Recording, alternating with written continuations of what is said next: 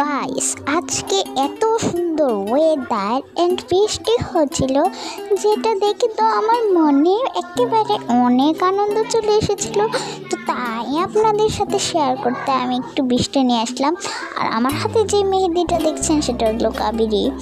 তো অনেকে রিপ্লাই চেয়েছিলেন যে আমার হাতে আমি কোন মেহেদি দিই, তাই আমি বললাম আমি কাবেরী দিই।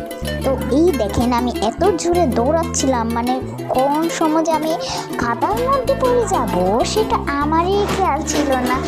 তো এখানে আমি দেখছিলাম, তো এইখানে কিন্তু দৃশ্যটা মনে হচ্ছে যে রোদ উঠেছে, মানে সবুজ শ্যামল, কিন্তু ওয়েদারটা এত অন্ধকার ছিল।